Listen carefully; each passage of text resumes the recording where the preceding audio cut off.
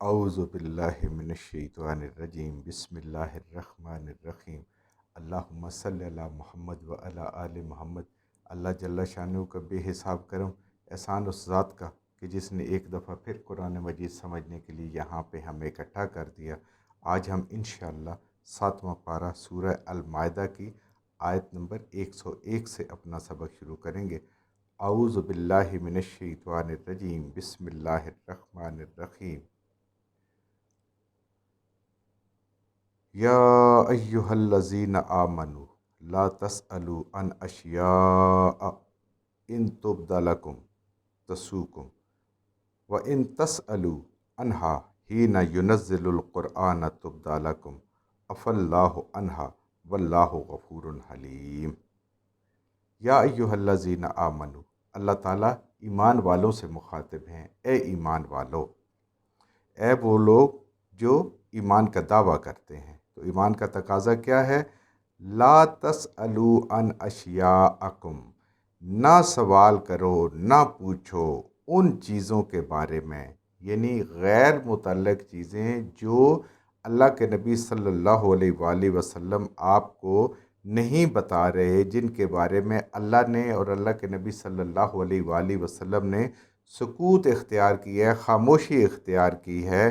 کسی بھی مصلحت کے تحت ان کے بارے میں سوال نہ کرو، ان کو مت کرے دو ان کے بارے میں۔ ان تبد لکم، اگر وہ ظاہر ہو جائیں، تمہارے سامنے آ جائیں، تسؤکم، تو تمہیں اچھی نہ لگے تو تم اس سے ناخوش ہو، وہ تمہیں پسند نہ کریں، یعنی یا اگر ایسی بات ہو کہ وہ اگر سامنے آ جائے تو تم مشقت میں پڑ جاؤ۔ اس کی بہت ساری مثالیں ہمیں مل جاتی ہیں کہ نبی کریم صلی اللہ علیہ وآلہ وسلم نے جب حج کی فرضیت کا خطبہ فرمایا تو پوچھا گیا کہ یہ ہر سال ہے؟ آپ صلی اللہ علیہ وآلہ وسلم خاموش ہو گئے۔ دوبارہ جب پوچھا گیا تو اس کے بعد جب آپ نے کوئی جواب نہیں دیا، دوبارہ جب پوچھا گیا، جب خطبہ ختم ہوا تو آپ صلی اللہ علیہ وسلم نے فرمایا اگر میں اشارے سے بھی ہاں کر دیتا، میں ہاں کہہ دیتا تو یہ ہر سال فرض ہو جاتا۔ کتنی مشقت کی بات ہے۔ تو جہاں تک بات ہو اسی کو وہاں تک لیں۔ یہ ایمان والوں کی تربیت کی جا رہی ہے اس وقت بھی اور آج بھی، کہ اپنے آپ کو مشقت میں ڈالیں نہ ڈالیں، کیونکہ اللہ سے اور اللہ کے نبی صلی اللہ علیہ وسلم سے کوئی چیز چھپی ہوئی نہیں ہے۔ اگر کہیں پہ انہوں نے سکوت اختیار کیا ہے یا کہیں پہ انہوں نے کسی حکم کو بالکل واضح نہیں کیا تو اس کا مطلب ہے کہ جیسے کسی انسان کو رخصت ہو، جیسے کسی انسان کے حالات ہوں، اس کے مطابق عمل کر لے۔ اب جیسے شوال کے روزے ہیں 6، نبی کریم صلی اللہ علیہ وآلہ وسلم نے فرمایا کہ ان شوال میں جو 6 رکھ لے۔ اب نہ دنوں کی پابندی لگائی، نہ تاریخوں کی پابندی لگائی، کتنا آسان ہے۔ اور اگر مقرر ہو جاتے تو پھر زیادہ مشقت ہوتی، ہر بندے کو ان دنوں میں اہتمام کرنا پڑتا۔ تو اسی طرح شریعت میں کچھ حرام اور حلال کے درمیان میں نبی کریم صلی اللہ علیہ وسلم نے فرمایا کہ چیزیں رکھ دی گئی ہیں، آپ ان کو نہ پوچھیں، جن کو ہم عرف عام میں آج کل کہتے ہیں گرے ایریاز۔ یہ اسلام نے بہت سارے رکھے ہوئے ہیں کہ جیسے کسی کے حالات ہوں وہ کر لے اور اس کے اوپر گناہ بھی نہ ہو اور اللہ کی ناراضگی بھی نہ ہو اور وہ کر لے۔ تو ایسی چیزوں کے بارے میں سوال نہ کریں۔ اب جیسے نماز میں انسان ہاتھ باندھتا ہے تو اللہ کے نبی صلی اللہ علیہ وسلم نے فرمایا کہ بائیں ہاتھ کے اوپر دایاں ہاتھ رکھیں اور اس کے ذرہ پر رکھیں، یعنی جہاں سے ہاتھ شروع ہوتے ہیں، انگلیاں شروع ہوتے ہیں، اس سے لے کر کونی تک کہیں بھی رکھ لو۔ اب جگہ ممانعت کہیں پہ بھی نہیں کیا اور کہیں پہ بھی حکم نہیں دیا کہ سینے پہ رکھیں، پیٹ میں رکھیں، کہاں ہے۔ اب ہر انسان کی ایک اپنی جسامت ہے، اس حساب سے جہاں اس کو آسانی محسوس ہوتی ہے، تنگی محسوس نہیں ہوتی، وہ ہاتھ رکھ لے۔ اب اس کے اوپر پابندی لگا کے کہ یہاں ہی رکھنے، ایسے نیچے رکھنے، ایسے اوپر رکھنے، یہ ساری انسان اپنے اوپر خود لگاتا ہے۔ اب اسی طریقے سے بہت ساری چیزیں اللہ تعالیٰ نے قبر اور حشر کی منزلیں، عالم برزخ کی منزلیں ہیں، وہ اللہ نے انسان سے پوشیدہ رکھی ہیں، اللہ تعالیٰ نے انسان کو نہیں بتائیں۔ اب ان کے بارے میں قرید کرنا کہ یہ قبر میں کیسے ہوگا، یہ کیسے ہوگا، کیسی چیزیں ہوگی، یہ مشکل ہوگا۔ یا جو ہمارے لوگ اس دنیا سے چلے گئے ہیں، فوت ہو گئے، انتقال کر گئے ہیں، ان کے بارے میں پوچھنا کہ ان کا کیا حال ہوگا، کیا حشر ہوگا، کیسے ہوگا، ان ساری چیزوں سے اللہ تعالیٰ کی ذات نے منع فرمایا ہے کہ یہ اجتہادی امور کے لیے چھوڑ دیے کہ جس وقت کے جیسے حالات ہوں وہ اس کے مطابق اس پہ عمل کر لیں اور اللہ کے کسی بھی بات کی خلاف ورزی نہ ہو۔ اور اجتہادی امور میں یہ انسان کو پتہ ہونا چاہیے کہ کوئی بھی چیز حتمی نہیں ہوتی، اتحادی امور میں کوئی چیز حتمی نہیں ہوتی، اس کے اوپر انسان کو نہ کرنے پہ گرفت بھی نہیں ہوتی۔ حتمی چیز کون سی ہے؟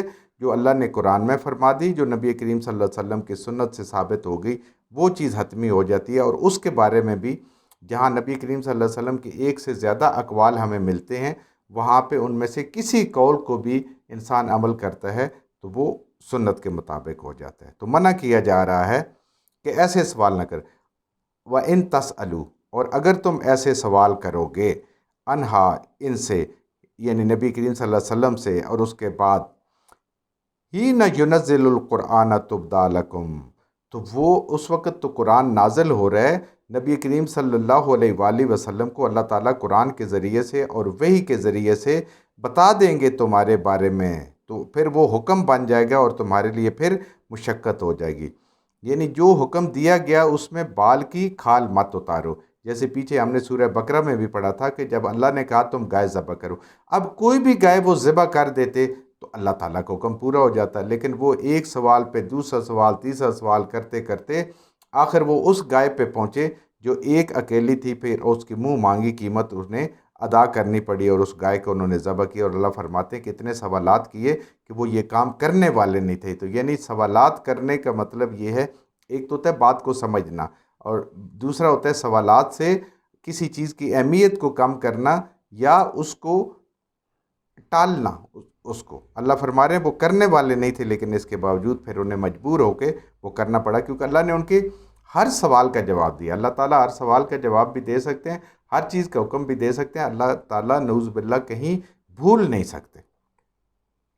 اف اللہ عنہا، جن چیزوں کو اللہ تعالیٰ نے رخصت دی ہے وہ اللہ تعالیٰ نے تمہارے اوپر جان بوجھ کے سہولت دی ہے، اللہ نے تمہیں معافی دی ہے کہ جیسے حالات ہوں جیسے وقت کر لیں۔ لیکن آج ہم دیکھیں مسلمان اپنے علماء سے یہ باتیں پوچھ کے بہت ساری ایسی چیزیں ہیں جو رخصت کے درجے میں تھی لیکن اس کو فرض کے درجے میں لے لیا گیا ہے اور سنت کے درجے میں لے لیا گیا، اور لوگوں کے لیے زندگیاں مشکل ہو گئی ہیں۔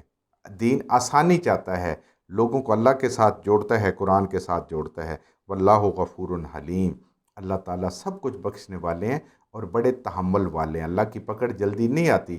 اگر اللہ نے کوئی چیزیں ہمیں نہیں بتائیں تو اس کے پیچھے اللہ کا تحمل ہے کہ جو انسان جو عمل کر کے لائے گا، کیونکہ وہ اس کی ثوابدید پہ چھوڑ دیا گیا، لیکن اگر وہ اپنے اوپر پابندی لگائے گا تو پھر اس پابندی پہ آنا پڑے گا۔ جیسے بہت ساری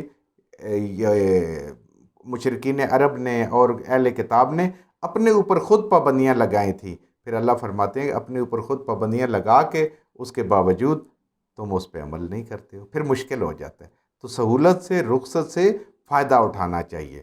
یعنی قصر نماز ہے، روزے کی قصر ہے، حج بدل کی ایک قسم ہے کہ انسان اگر خود نہیں جا سکتا، یہ ساری سہولتیں ان سے انسان کو فائدہ اٹھانا چاہیے۔ اللہ تعالیٰ کی جو رخصت ہے وہ اللہ تعالیٰ کی طرف سے صدقہ ہے اور اس سے فائدہ اٹھانا چاہیے، اور جہاں پہ سکوت اختیار کی ہے وہاں پھر انسان جو بہتر سمجھتا ہے، جو اپنے حالات کے مطابق، عقل کے مطابق، علم کے مطابق، کیونکہ اجتہاد میں ہر عالم کا عمل اس کے علم کے مطابق ہوگا اور وہ مختلف ہو سکتا ہے اور وہ سب کا ماننا واجب نہیں ہے۔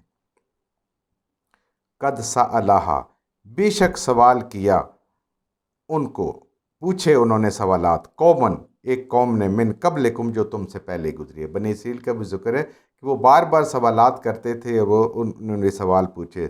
ثم اصبحوا بہ کافرین، اور وہ اپنے اوپر اتنی مشکلات اور اتنی تنگیاں انہوں نے اپنے اوپر لاگو کر لیں کہ اللہ فرما رہے ہیں کہ وہ نادان ہو گئے، اپنا نقصان کرنے والے ہو گئے ان پابندیوں کی وجہ سے۔ جتنی بات بتائی گی اس پہ انسان عمل شروع کر دے تو اللہ تعالیٰ بھی راضی اور اللہ کے نبی صلی اللہ علیہ وآلہ وسلم بھی راضی، سنت بھی پوری ہوگی اور اللہ تعالیٰ کا حکم بھی پورا ہو گیا۔ لیکن انسان اپنے اوپر اگر پابندیاں لگواتا جاتا ہے تو پھر جس طریقے سے پابندیاں لگتی ہیں اسی طریقے سے اس کو عمل کرنا پڑے گا، اگر نہیں عمل کرے گا تو وہ پکڑا جائے گا۔ جو کچھ ہم نے صحیح پڑھا اللہ ہمارے ذہنوں میں، دلوں میں بٹھا دے، جہاں جہاں پڑھتے ہوئے بولتے ہیں ہم سے غلطیاں ہو گئی، اللہ میں معاف فرما دے، اور ان غلط باتوں کو ہمارے ذہنوں سے، دلوں سے اللہ کی ذات نکال دے۔